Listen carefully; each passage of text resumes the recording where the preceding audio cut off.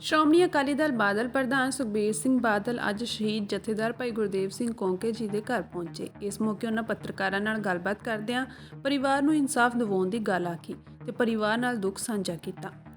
ਉਹਨਾਂ ਨੇ ਪਰਿਵਾਰ ਨੂੰ ਵਿਸ਼ਵਾਸ ਦਿਵਾਇਆ ਹੈ ਕਿ ਅਕਾਲੀ ਦਲ ਬਾਦਲ ਉਹਨਾਂ ਦੇ ਨਾਲ ਖੜਾ ਹੈ। ਇਸ ਮੌਕੇ ਸਰਦਾਰ ਸੁਖਬੀਰ ਸਿੰਘ ਬਾਦਲ ਪ੍ਰਧਾਨ ਸ਼੍ਰੋਮਣੀ ਅਕਾਲੀ ਦਲ ਦੇ ਨਾਲ ਐਡਵੋਕੇਟ ਹਰਜਿੰਦਰ ਸਿੰਘ ਧਾਮੀ ਪ੍ਰਧਾਨ ਸ਼੍ਰੋਮਣੀ ਕਮੇਟੀ, ਸਰਦਾਰ ਬਲਵਿੰਦਰ ਸਿੰਘ ਭੁੰਦੜ ਅਤੇ ਸੀਨੀਅਰ ਅਕਾਲੀ ਲੀਡਰਸ਼ਿਪ ਵੀ ਹਾਜ਼ਰ ਸੀ। ਅੱਜ ਜਥੇਦਾਰ ਕੌਂਕੇ ਸਾਹਿਬ ਜੀ ਦੇ ਸਿੰਘ ਸਾਹਿਬ ਜੀ ਦੇ ਘਰੇ ਮੈਂ ਸ਼੍ਰੋਮਣੀ ਗੁਰਦੁਆਰਾ ਪ੍ਰਬੰਧਕ ਕਮੇਟੀ ਪ੍ਰਧਾਨ ਸਾਹਿਬ ਦੇ ਨਾਲ ਤੇ ਸ਼੍ਰੋਮਣੀ ਅਕਾਲੀ ਦਲ ਦੀ ਲੀਡਰਸ਼ਿਪ ਨਾਲ ਅਸੀਂ ਆਏ ਹਾਂ। ਪਰਿਵਾਰ ਨੂੰ ਮਿਲ ਕੇ ਉਹਨਾਂ ਦੀ ਸਾਰੀ ਗੱਲ ਜੋ ਹੈ ਉਹ ਸਾਰੀ ਸਮਝੀ ਹੈ ਤੇ ਅਸੀਂ ਪਹਿਲੇ ਵੀ ਆ ਪਰਿਵਾਰ ਪੰਥ ਦਾ ਪਰਿਵਾਰ ਹੈ ਤੇ ਅਕਾਲੀ ਦਲ ਦਾ ਪਰਿਵਾਰ ਹੈ ਤੇ ਮੈਂ ਸਾਰੇ ਪਰਿਵਾਰ ਨਾਲ ਮੈਂ ਤੇ ਪ੍ਰਧਾਨ ਸਾਹਿਬ ਐਚਬੀਸੀ ਪ੍ਰਧਾਨ ਸਾਹਿਬ ਨੇ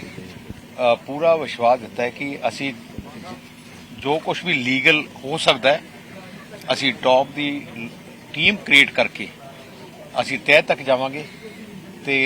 ਜਦੋਂ ਤੱਕ ਇਨਸਾਫ ਨਹੀਂ ਮਿਲੂਗਾ ਪਰਿਵਾਰ ਨੂੰ ਉਦੋਂ ਤੱਕ ਸਮੁੱਚਾ ਅਕਾਲੀ ਦਲ ਤੇ ਐਚਜੀਪੀਸੀ ਦੀ ਟੀਮ ਅਸੀਂ ਲਗਾਤਾਰ ਜੋ ਸਾਨੂੰ ਕਿਤੇ ਵੀ ਜਾਣਾ ਪਏ, ਕੋਈ ਕੋਰਟ ਜਾਣਾ ਪਏ ਜਾਂ ਕੋਈ ਵੀ ਸਟੈਪ ਕਰਨਾ ਪਏ ਅਸੀਂ ਉਹ ਚੱਕਾਂਗੇ।